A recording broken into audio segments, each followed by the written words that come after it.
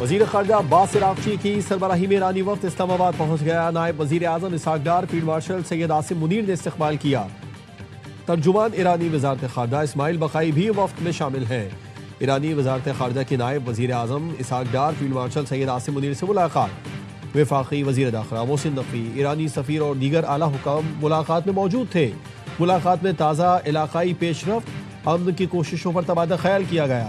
عباس عراقچی اسلام آباد کے بعد مسقط اور ماسکو بھی جائیں گے۔ ایرانی وزیر خارجہ کا کہنا ہے کہ دوروں کا مقصد شراکت داروں کے ساتھ دو طرفہ امور پر قریبی رابطہ رکھنا ہے۔ خطے کی صورتحال پر مشاورت کروں گا، ہمارے پڑوسی ہماری ترجیح ہے۔ اسلام آباد آنے کے اعلان سے پہلے ایرانی وزیر خارجہ کا نائب وزیر اعظم اسحاق ڈار اور فیلڈ مارشل سید عاصم منیر سے ٹیلیفونک رابطہ، خطے کی صورتحال، جنگ بندی، سفارتی کوششوں پر بات کی۔ اسحاق ڈار نے مسائل کے حل کے لیے مسلسل مذاکرات اور رابطے کی اہمیت پر زور دیا۔ ایرانی وزیر خارجہ نے پاکستان کی تعمیری اور مستقل سہولت کاری کے کردار کو سراہا۔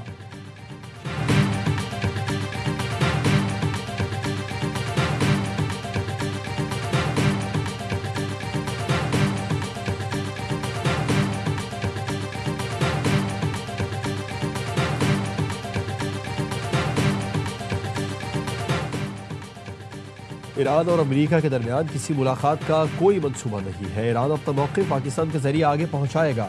ترجمان ایرانی وزیر خارجہ اسماعیل بقائی کا ایکس پر بیان۔ لکھا، عباس عراقچی پاکستان کی اعلیٰ قیادت سے ملاقاتیں کریں گے۔ پاکستان امن کی بحالی کے لیے ثالثی اور سفارتی کوششیں جاری رکھے گا۔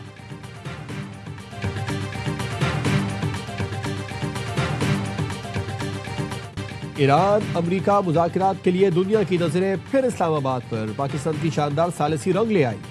صدر ٹرمپ کے خصوصی ایلچی اسٹیو وٹکوف اور جیرڈ کشنر آج اسلام آباد جا رہے ہیں۔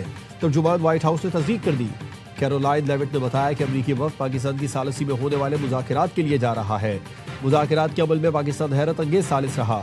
ایران کی جانب سے پیش رفت نظر آ رہی ہے۔ ترجمان نے دعویٰ کیا، صدر ٹرمپ کے کہنے پر ایرانی حکام نے خود رابطہ کیا۔ ایرانی حکام نے براہ راست مذاکرات کے لیے کہا، اسی لیے ٹرمپ وفد بھیج رہے ہیں۔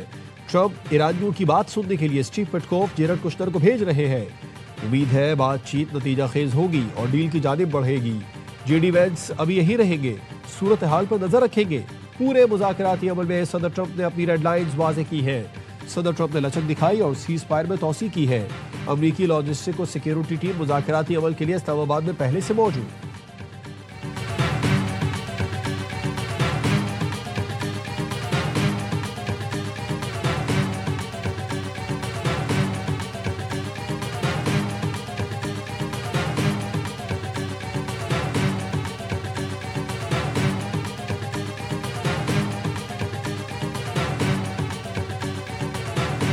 ایرانی پاسداران انقلاب نے وائٹ ہاؤس کا ایران کی جانب سے مذاکرات کی درخواست کا دعویٰ مسترد کر دیا۔ ایران کی جانب سے امریکہ سے براہ راست مذاکرات کی درخواست جھوٹ ہے۔ امریکہ کی زیادتیوں کے باعث فی الحال واشنگٹن سے مذاکرات کا کوئی فیصلہ نہیں کیا۔ پاسداران انقلاب نے امریکی فوج سے تعاون کے شعبے میں بحری جہاز تحویل میں لے لیا۔ مشتبہ بحری جہاز کو انتباہ نظر انداز کرنے پر روکا گیا۔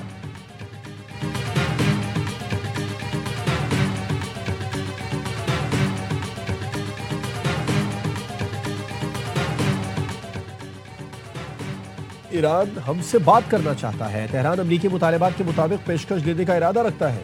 امریکی صدر ٹرمپ کا دعویٰ، کہا ایرانی پیشکش کا مقصد امریکی مطالبات کو پورا کرنا ہے۔ دیکھتے ہیں ایران کس طرح کی پیشکش لاتا ہے۔ In this new phase, as Iran has an important choice, a chance to make a deal, a good deal. Operation Epic Fury has been clear mission objectives, and ultimately Iran will not have a nuclear weapon. امریکی صدر کا Iran mission بہت واضح ہے۔ ایران کسی صورت ایٹمی ہتھیار نہیں بنا سکتا۔ ایران کے لیے بہتر ہوگا کہ وہ ایک اچھی ڈیل قبول کرے۔ امریکی وزیر جنگ پیٹ ہیگسیت کی پریس بریفنگ، کہا ایران کو مذاکرات پر مجبور کرنے کے لیے ناکہ بندی سخت کر دی ہے۔ محاصرہ آئندہ چند روز میں مزید بڑھائیں گے۔ متعدد بحری جہاز قبضے میں لیے اور مزید بھی لیں گے۔ آبدائے ہرمز پر مکمل کنٹرول ہے۔ ہماری اجازت کے بغیر کوئی نہیں جا سکتا۔ امریکی جنرل ڈین کین نے بتایا کہ ایران کے اب تک 2 جہازوں کو قبضے میں لیا جا چکا، دونوں جہازوں کا عملہ تحویل میں اور محفوظ ہے۔ ایرانی جہازوں کا پیچھا جاری رکھیں گے۔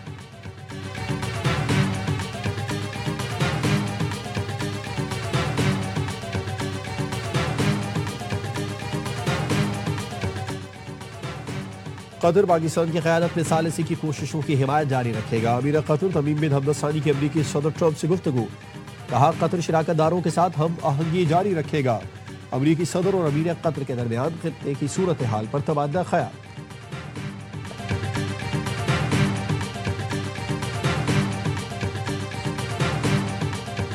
امریکہ نے ایران سے وابستہ 34 کروڑ 40 لاکھ ڈالرز کی کرپٹو کرنسی فریز کر دی۔ امریکی وزیر خزانہ اسکاٹ بیسنٹ کہتے ہیں ایران کے متعدد کرپٹو والیٹس پر پابندی عائد کر دی گئی۔ مقصد ایران کی فنڈز پیدا کرنے اور منتقلی کی صلاحیت کو منظم طریقے سے ختم کرنا ہے۔ ایران کی جانب سے فنڈز کی واپسی تحصیل کے راستے بند کرنے کے لیے پرعزم ہے۔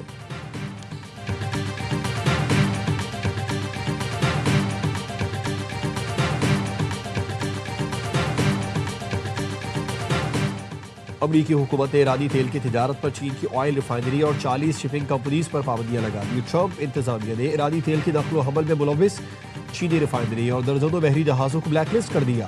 مقصد ایران کی آمدنی کے سب سے بڑے ذریعے تیل کی برآمدات کو مکمل روکنا ہے۔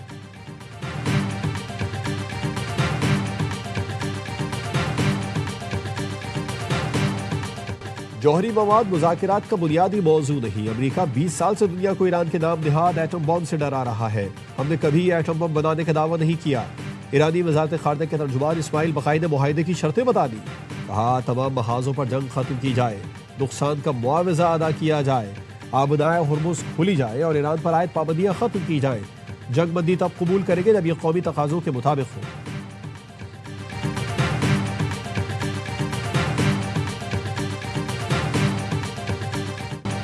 24 گھنٹے میں 5 جہازوں نے آبنائے ہرمز عبور کر لیا۔ رائٹرز نے بتایا کہ شپنگ ڈیٹا کے مطابق 5 جہازوں میں سے ایک ایرانی تیل مصنوعات کا ٹینکر بھی تھا۔ ایران کا دوست ملکوں کے لیے آبنائے ہرمز کو فیس سے مستثنیٰ قرار دینے کا اعلان۔ ماسکو میں ایرانی سفیر کاظم جلالی نے روسی خبر ایجنسی کو انٹرویو میں کہا روس سمیت چند ملکوں کو آبنائے ہرمز میں فیس سے استثناء ہے۔ مستقبل میں پالیسی میں تبدیلی کا امکان برقرار ہے۔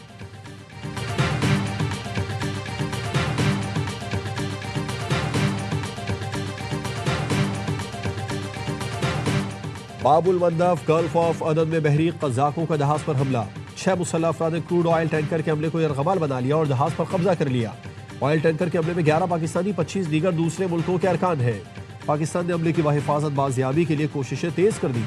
وزیر بحری امور جنید انوار چودھری کی وزارت خارجہ سے فوری سفارتی رابطوں کی درخواست۔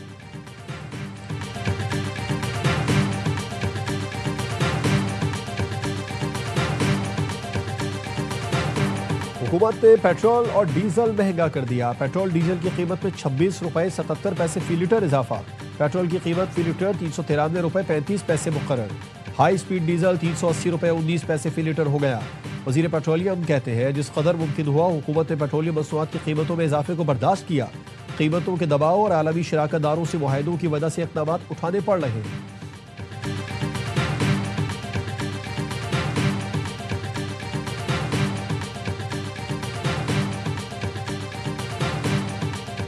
نائب وزیر اعظم اسحاق ڈار اور روسی وزیر خارجہ کا ٹیلی فونک رابطہ۔ سرگئی لاروف نے ایران امریکہ کے درمیان پاکستان کے تعمیری کردار کو سراہا۔ اسحاق ڈار نے کہا تمام مسائل کے حل کے لیے مذاکرات سفارتکاری کے عزم کا اعادہ کرتے ہیں۔ پاکستان اور روس کا اعلیٰ سطح روابط برقرار رکھنے مسلسل رابطے میں رہنے پر اتفاق۔